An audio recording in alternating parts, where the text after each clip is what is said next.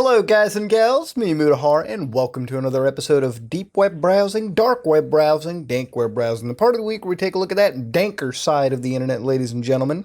As always, the websites will be random. It is late of the night, and I'm feeling kind of like a little bit of an a-hole right now. So you know what, ladies and gentlemen, let's sit back, relax, before the sun comes up. Let's look at the danker side of the internet. Dude, I still screw up them intros all the time, but here's one called Necrophilia. Holy shit. You know, it means a lot when the first thing that I can come across is necrophilia related shit. All right, that's when you know it's going to be a spicy, delicious episode. But let's go in. Introduction. Very few text files have been written regarding the sexual tendencies and practices of necrophiliacs. While most people would prefer to believe that we do not exist, we most certainly do, as is obvious to anyone who visits a cemetery during our nightly rampages.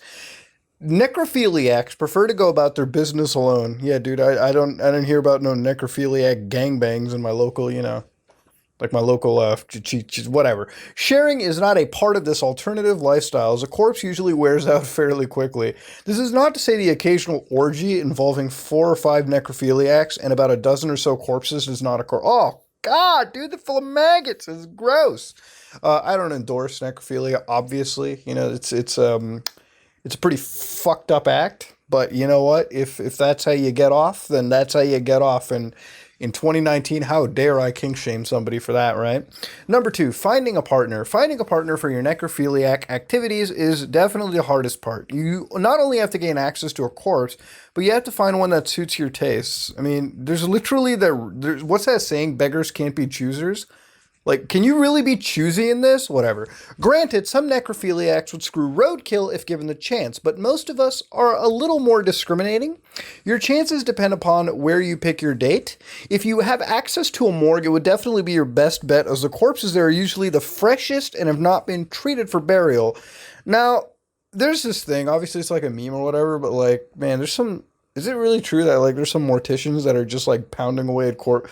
Why am I thinking of that? I mean, I'm just saying, like, that's probably the highest percentage of necrophiliacs in a morgue right there. Like, you know what I mean? Like, nobody's there. You know, they could turn the cameras off if they want and just pound away, right? You know what I mean? Like Jesus Christ. They may be a bit chilly, but they've been lying in a meat locker for days, and they really shouldn't make a big difference to the determined necrophiliac. Cemetery is a bit harder to deal with, as finding a screwable corpse is harder to do.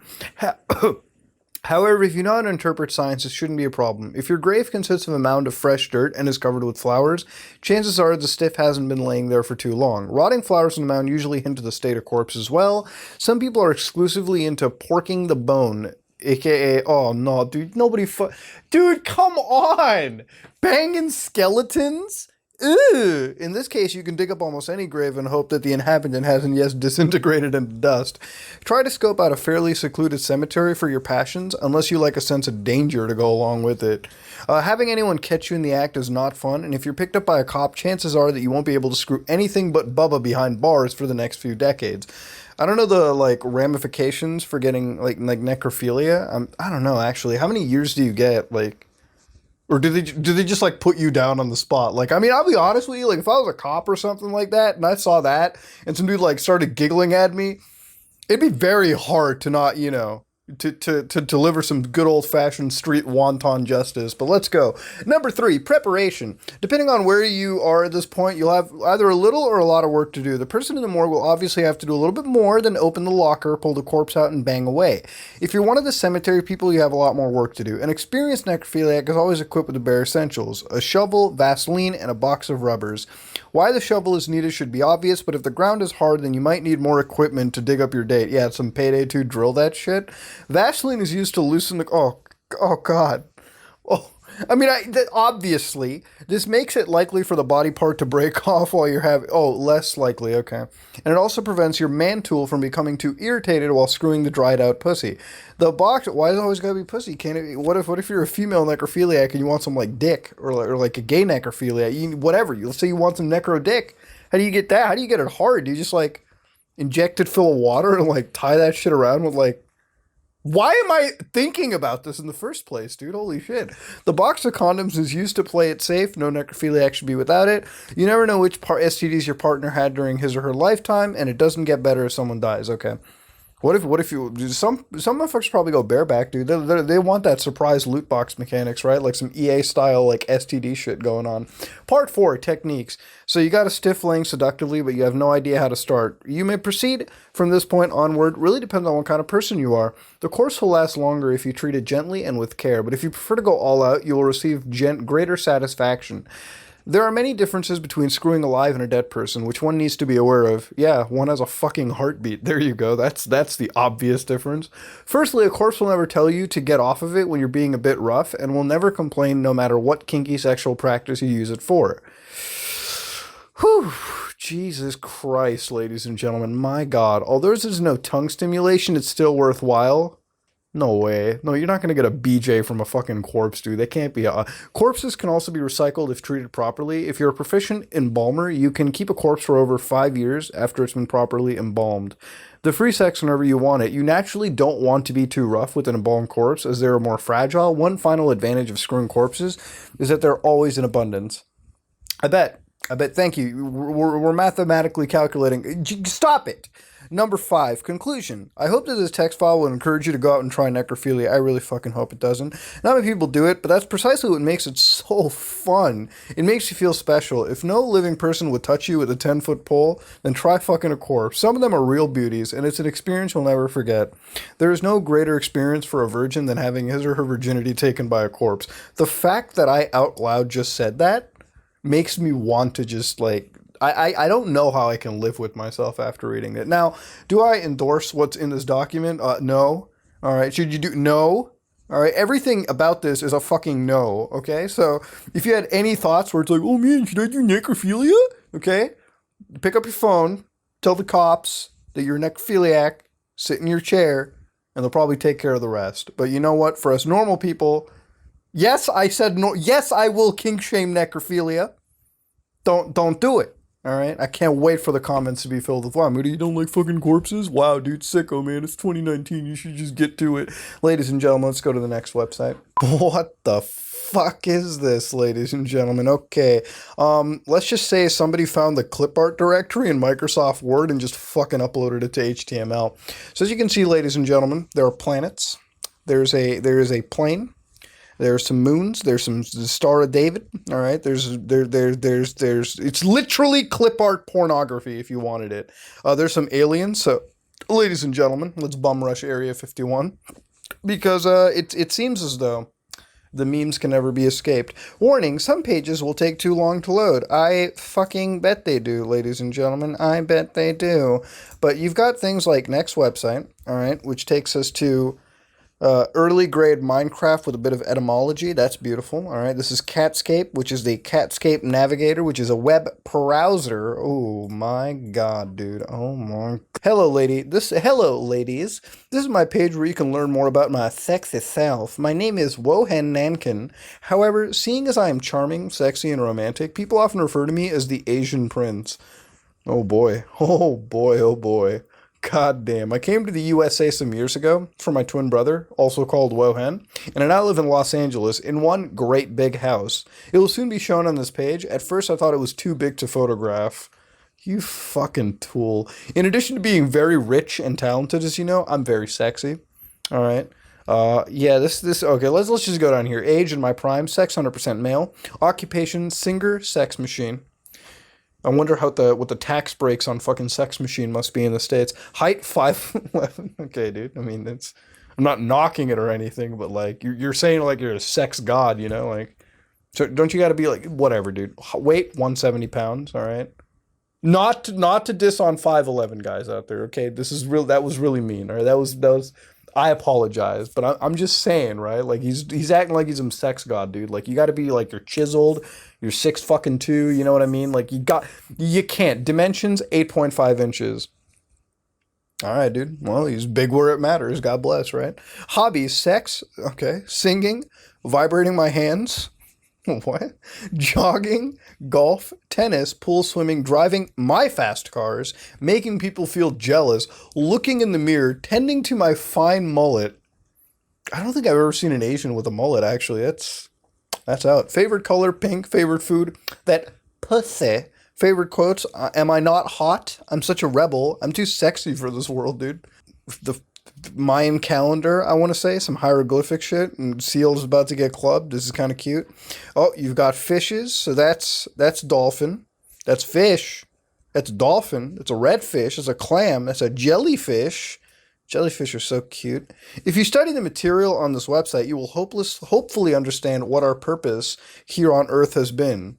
All I'm getting right now is a solid it looks like this website literally looks like a fucking tuner right now. A tumor. Download the Holy Quran screensaver. Oy vey, dude. Oy vey. What am I reading? Now he's got chemistry, time cubes.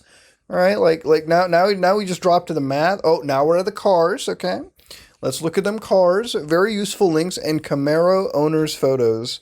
Next site. Okay, so he likes vehicles. Oh, now we're at the scary point. Welcome, dear internet person. Please enjoy at your own risk. He talks about anarchy, destruction, and misery. Oh, let's look at that misery, suffering shit, dude. I'm always down for that shit, brother. More pics of Tina. I took these what? Bro, we've already had too much necrophilia. I don't need to see any more of that shit. 1997, music. Downloads. Okay, so download music from 1997. This is beautiful, dude. And, okay, this is under construction. This dude's website, it's just a giant amalgamation of, like, pure hell. Like, this is literally the hellish website to exist. Like, my God, like, my head is legitimately hurting. Like, I'm processing so many colors right now that it's insane. Now he's talking about cats, okay? So he's definitely into cats. I mean, most human beings, they do like cats, all right? If people don't like cats, well, you don't like cats. But he's got an ilovecats.com email address, so if you want an I Love Cats email address, you absolutely can. And over here, he's got shit like links, so you can go to, like, spicy pork cutlets, which we might as well just check. Oh, it's a recipe for spicy pork cutlets, all right. So you're getting what you want. The Bee homepage. Oh, welcome to Bee homepage. All right, this is more of his homepage. All right, Wolf page. All right, oof, boys, furry crew, get ready, boys. Let's get this going. It's already got rainforest in there. That's a dangerous sign going on. Tony's yoga website. Oh boy. Oh my God, it's an actual yoga studio. Oh shit. Okay, this is what it linked out to. A love letter to the internet of old. Cameron's World is a web collage of text and images excavated from the buried neighborhoods of archived GeoCity pages. GeoCities is a web hosting service that made it possible for people to build their own home pages. During the 90s, users from all over the world created personalized corners of the internet. You know, it almost reminds me of shit like Freewebs and what was that other one? Angel Fire, Angel Dust or something like that. Almost sounds like a drug, to be honest. But yeah, they've got a whole thing over here. That's kind of interesting. So somebody made this that got mirrored, and this dude has a Patreon. So if you want to support him making weird websites, you absolutely could. You even get the tiers of beautiful clam, jellyfish, and dolphin. However, I'm not about the dolphin life. I'm going to back out and go somewhere else. Welcome to Bloodfire's Diablo homepage. Oh boy, we're getting a little bit of video games tossed in. Next time somebody tells you to go to heck, say thank you. Oh boy. All right, I didn't know we were kids on Fortnite say dirtier things. Jesus Christ. Many people have asked me for cheats. The last page kind of sucked, so I found a new one. This is a great place for all you cheaters. Do you know where cheaters go to? I bet they go to hell, don't they? So is this literally just a website dedicated to, like, fucking literally really? Okay, Diablo is Blizzard's newest work of art. Warcraft 2 was made in 95 and was the game of the year and was one of the best games ever. Now, from the depths of hell itself, Diablo emerges in 1997. All right, so Diablo is a role-playing game where you choose to be a warrior, rogue, or sorcerer. So if you've never played Diablo, it's basically a fucking addiction. All right, ladies and gentlemen, I'm not going to lie to you. I just bought it on the Switch again. Basically, the whole concept is you're fighting demons and you're constantly leveling up and getting new loot. What do you do when you get new loot? Well, you get more fucking new loot, and you get more new loot, and you get more new loot, and you get more new loot, and you get more new loot, and it's just the cycle fucking repeats itself. And you might be wondering, why would you subject yourself to that? It's literally video game equivalent of methamphetamine. So you know what I mean? It's a fucking drug. And I guess I'm addicted to it. So you whoop-de-doo, boys. You go down through the depths of hell fighting Diablo's monsters. You receive gold, weapons, items, spells, potions, elixirs, Alexa, and more. You can buy things from the witch, the blacksmith, the peg-legged boy. You get subquests in between to keep you on your toes. You venture down further and the levels change. You gain levels too. Your main quest is to defeat Diablo. He murdered your family and destroyed your village and you want revenge. You know the funny thing is, despite how many hundreds of hours I put into Diablo, I have never once fucking actually sat through the story at all, like through any Diablo game. Like literally anytime the story came up, skip. I don't know why. If you don't want to defeat Diablo alone, then get some help. Blizzard has come up with a new way of gaming. You can play on the internet for free. For free.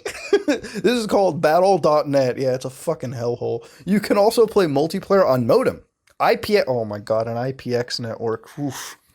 Ooh, I feel old. Oh my god. Or Direct Connect, dude. I really feel old right now. Jesus. Interested in more? Email me or go to my Diablo links. There have been a lot of people here. All I can say is because, oh, it's another GeoCities thing. Dude, why is so much GeoCities shit getting like brought into it? So let's go look into this. This guy has files. Let's go look into this files section real quick. No, it's really not. What the fuck? Why is this like, it's like a broken like mirror of everything. It's like legitimately going to like the Yahoo GeoCities shit. Oh, hell yeah. The Diablo dungeon? Oh my god. This is getting like fucking crazy good, dude. Jesus Christ. This is like the Diablo dungeon. Like it's just like a network of Diablo shit. I didn't even expect this back in the day. It's just like a network of pure Diablo hell. That's what it is. Like, you can get, like, oh, what type of game is Diablo? Like, dude, this is, like, this is what I love about classic, like, websites and stuff, too. Nowadays, you really don't get websites like this. It's all just, like, some generic Wikipedia, like, Wikimedia page. Now, back in the day, people used to make, like, straight HTML, like, love to this kind of stuff, man. They used to, like, really cover this. This dude's got, like, an entire, like, showcase of all the weapons and, like, types you can get, too. My lord, armors, spells, Diablo, like, Jesus Christ, dude, he's got everything covered. Spells, everything is covered in this, dude. I really miss sites like this, honestly. This is like a great way back in time because, honestly, like, you go to websites like this and stuff, and the problem is, honestly, like, nowadays, the fun part of the internet has sort of, like, consolidated in, like, one thing. Like, honestly, that's where we're kind of at. Like, you've got, like, Brad's Diablo page, which doesn't exist. Brent's Diablo page. Well, let's go to that one, dude. Let's go check out what Brent's shit look like. No, they're all dead. They're all dead ones, dude. They're all gone. Diablo Registry. Let's go to that one. Attention. My music page. Completely shifted. Eventually, like, they lost hopes. And this is like if I was like 8 years old and I made like a Siege webpage back in the day, and then I'd immediately change it. Like, bro, I don't want it to look anything close to it. Jesus Christ. Diablo's Chaos page. Try this new game out. It's just out. Legal Crime. It is a new one for me. I'm supposed to review it soon. If you just do, this is like the original reviewer. Oh my god, Ultima Online. Dude, this is like, I feel so fucking old playing this. I really do. I feel absolutely not playing. I feel so old checking this out. It's not even funny. Like, I'm so old right now viewing this. I feel blessed. This is like crazy good. Game previews. They're talking about awards. Like, these guys really love Diablo. Jesus Christ. Kali. What is this? Like an actual program you can get? Kali is the world's largest gaming network, enabling internet play for most of the popular internet games. Why have I never heard of this? This is like the original, like online game launcher. Are you serious? Can I get I can't get the download's not existed. Come on. Really? Ladies and gentlemen, apparently I went to a Diablo page and I found a way to get access to like vintage, classic game launchers that could connect you online. Does it work? Probably not, but I guess we have it saved, ladies and gentlemen. Jesus Christ. I came out of the deep web videos and I got like old classic 90s dial-up networking online. Christ, dude. You know what we're going to do is we're going to back out. That's enough Diablo for me. We're going to go check out something else. Jesus, that was out of left field. Order of the Solar Temple. The Order of the Solar Temple, Ordre du Temple Solaire, gained international notoriety following the murders, suicides, and arsons that... What? In Switzerland and Quebec in 94? Dude, what?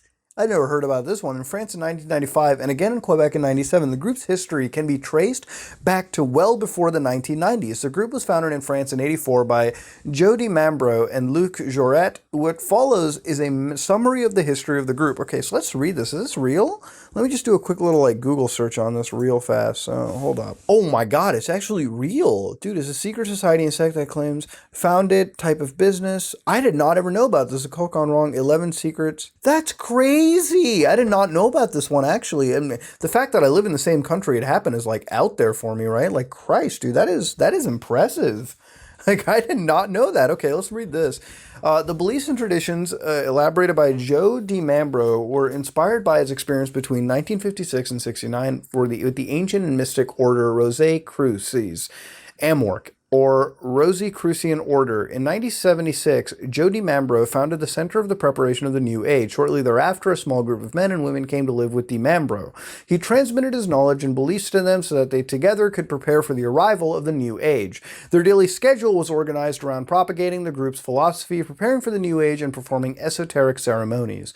In 1978, DiMambro founded a second center in Geneva. So basically, he founded this area, then had the active period where they moved to Canada and started a group over here in Quebec, which is the province literally next to me. I'm in Ontario, dude. Conflicts and decline. In the early 90s, some members started to question the authority and mystical powers of Mambro. Obviously, in a cult that starts to happen. DiMambro's own son, Eli, I think that's how it's pronounced, questioned the visions and messages his fathers claimed to receive from the masters. Eli discovered that the spiritual visions witnessed by several members were staged by his father, and that his divine beings and messages received were actually produced by special effects and holograms. He had some advanced tech, didn't he, back in 94? That's for damn sure. The denunciation prompted the departure of some 15 members. Others, however, respectable of Eli's claims and continued to believe the manifestations of spiritual masters were real. Some members also began to question DiMambro's change in lifestyle and behavior.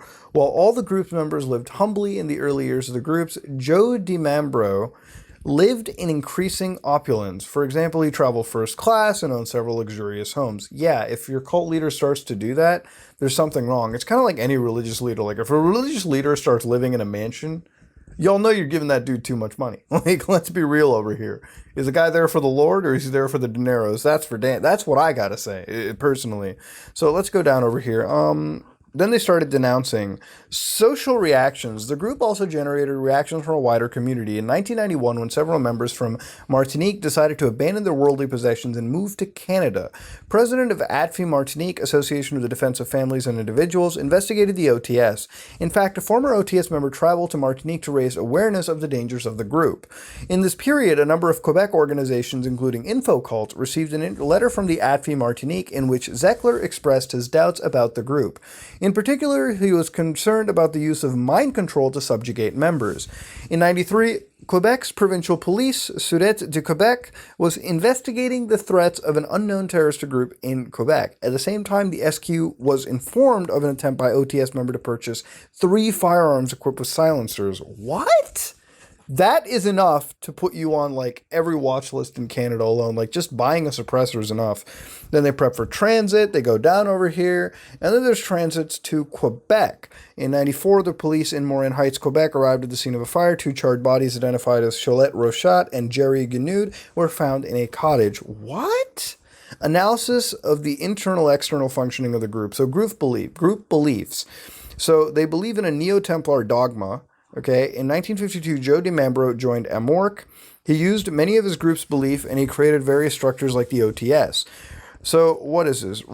So this is what their beliefs are. Reestablish the correct notions of authority and power in the world, affirm the primacy of the spiritual over the temporal, give back to the man in the consciousness of his dignity, help humanity through its transition, participate in the assumption of the earth in 3 planes, body, soul, and spirit, work towards the union of the churches, and to work towards the convergence of Christianity and Islam, prepare for the return of Christ and solar glory. The group had other beliefs around themes such as survival, the apocalypse, the environment, and the specific nature of the mission of the universe.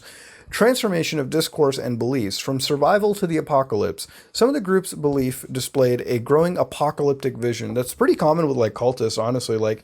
Some people who most of the thing in religious circles is they believe in the upcoming apocalypse all the time. And I'm one of those people where it's You know, when the world ends, it ends, but like when it comes to a lot of this religious circle stuff, it's like it's always going to end every year going on. Like you see this so many times, like a prophecy gets mentioned, like the world will end on so and so date. It doesn't fucking end on that day. And then they'll be like, oh, well, we were a little off, but in 3 months it will. And then the cycle keeps repeating itself over and over and over again. At some point, people, you got to realize the world will end. If you keep guessing a million times, eventually you're going to be fucking right. What's that thing where, like, if you get a bunch of monkeys in a room, they're going to recite, Shakespeare and stuff? Well, guess what? They did the same for this. Eventually you'll get it right. The world will end, all right? And if you're so vague in how it ends, like, there will be big balls of fire, then guess what, okay? If you make it as vague as possible, then it's going to happen in that vague sphere, and it's going to happen around that time frame. Okay, if you just told me, the world, it's going to end in the next 4,000 years. Bro, it doesn't fucking matter if it ends in the next 4,000 years. I'm not going to be alive for most of that time anyway, so you think I really give a shit? Hell no. But let's go down. So the Quebec Charter of Human Rights and Freedoms protect. Yeah, in Canada we're pretty we're pretty for keeping the cults out. So I'm kind of glad that the Quebec police worked their way through it. It's just really weird that it can happen. I never knew this kind of an order existed, but I guess there are so many cults that exist out there. There really are, cults that basically live on this doomsday prophecy shit, and they're like end their lives, suicide pacts and all this crazy stuff, and that's just where it kind of goes to. So I'm not knocking anybody for like a religious belief or anything. I would never do that, but at the same time, with some of these cults, like sometimes it gets so weird and so outlandish that as a person, you have to sit down and say, there's some bullshit. And I hope some people said that. I really fucking do. But that being said, though, I'm going to back out of this. I never knew about this, but I guess I learn everything. And even if you hate me, I guess sometimes you learn something too. So let me tell you, let's go somewhere else. Unexplainedmysteries.com. I do love being linked over here. And now that I'm linked, let's look at paranormal investigation boards. I love the paranormal investigation boards. Like, I like paranormal activity, so they're going to be wrong. Like, I love anything to do with the paranormal. Can I fucking explain the fact that it exists? Probably not. And, it's one of those things where I'm always left skeptical. I believe necessarily in ghosts? Not really. But, it's always fun to get into it. Let's go look at this thing. What is Three Little Girls? Ghostly activity as a child. Why is there so much alien shit? Like, this is literally Area 51 memes, hardcore, alien embryo.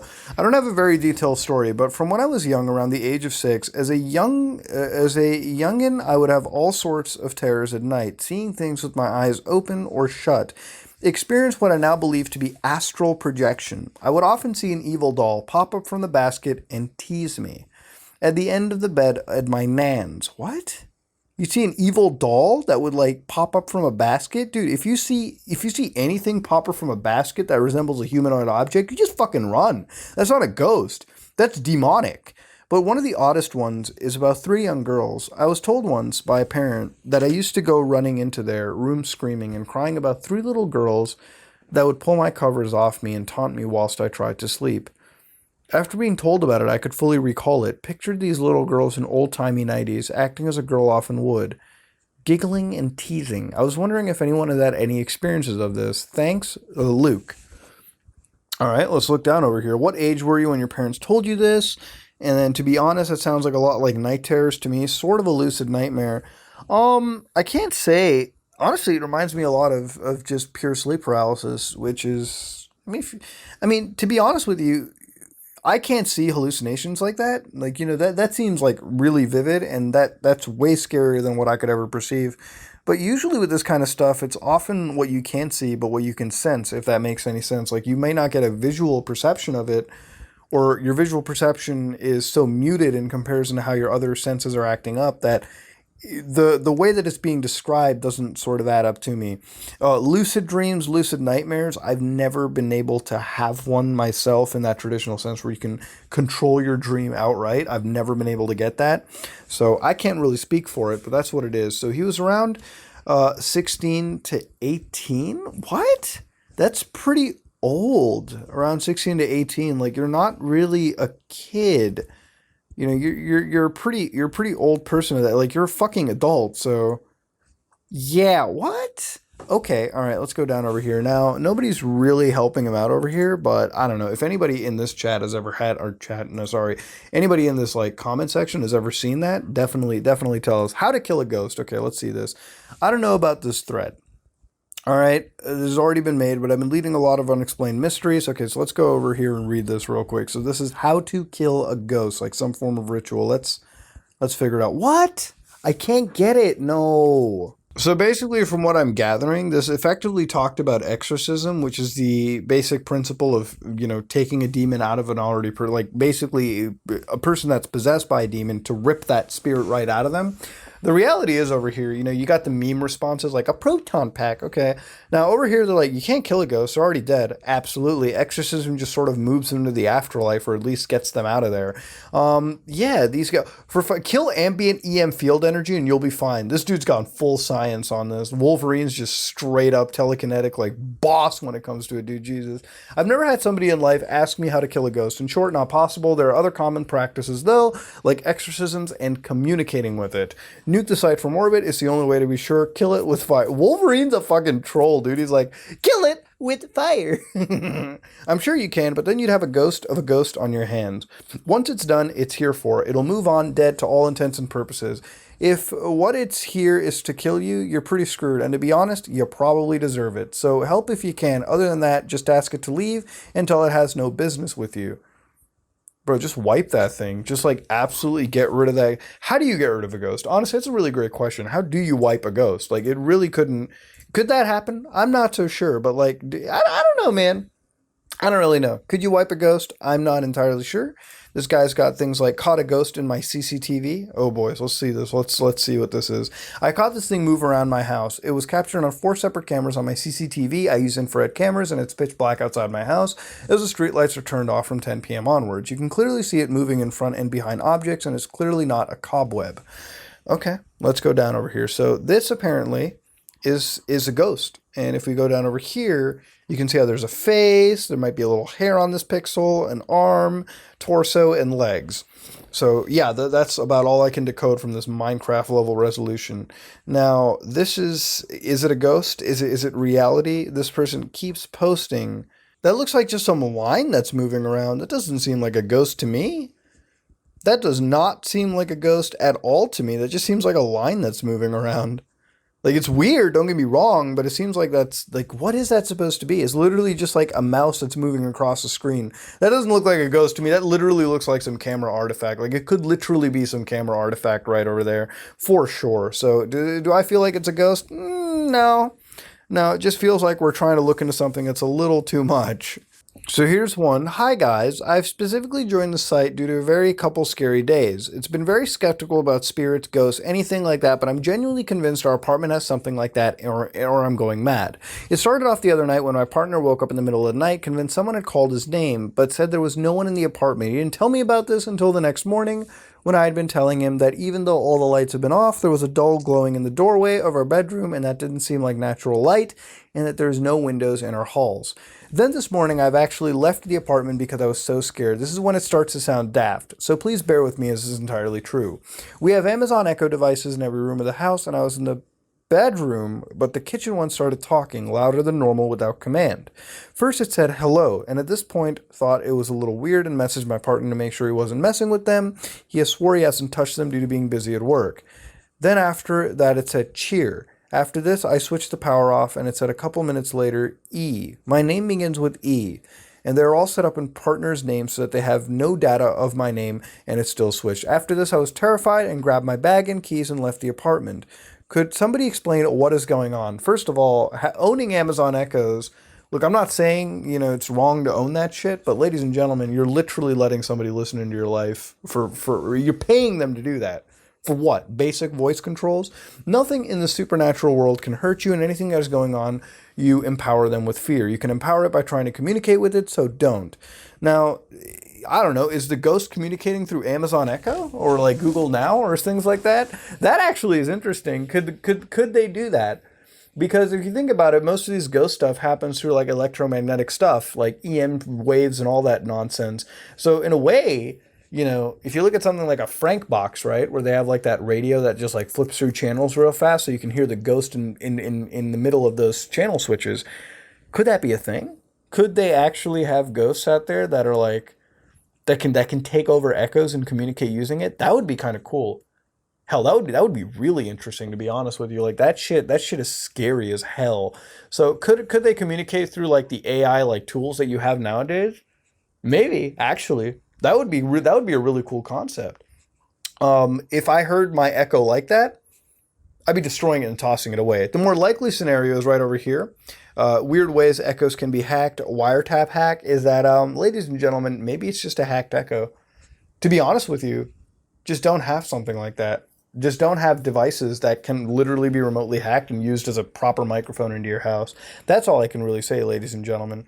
Unplug it from the, if it starts repeating your name in some creepy way, unplug it from the internet, toss it in the trash, put it in the microwave, burn that shit. I don't care what you do, because there's nothing. If it's haunted by demonic presence, just get rid of it, ladies and gentlemen. That's all I can really say. Now, this website is interesting. You know, it's just interesting discussions about the paranormal side of the world. Now, is some of this stuff, you know, still constantly putting my skepticism up? Absolutely, for sure. But some of the concepts were interesting. This whole Amazon Echo stuff, if ghosts can ever use it as sort of an advanced communication box, that'd be real. Can you kill a ghost? Probably not. Were orbs realistically real? No, not really. I still argue that those are just like camera artifacts that pop up. But you know what? Let me know what you think. Obviously, the paranormal is a touchy subject. You know, a lot of people have different beliefs and everything. Let me know what you think. That being said, I'm going to back out and go somewhere else. All right, ladies and gentlemen, we learned about video games. We learned about Area 51, even. Just alien memes are everywhere tonight. We've got a bunch of stuff on ghosts, and we even learned how to absolutely have fornication with those that no longer exist in the world, which is something obviously not endorsed. But ladies and gentlemen, let me know what you think about today's video. You know, we definitely saw some interesting shit. Stuff that is a little too risque, if you will. But hey, you know, it's fine. It's okay. That being said, though, ladies and gentlemen, it's getting pretty late. As you can tell, I'm getting kind of tired. So I'm going to back out, you know, edit this video. If you like what you saw, please like, comment, and subscribe. Just like if you dislike it, I am out.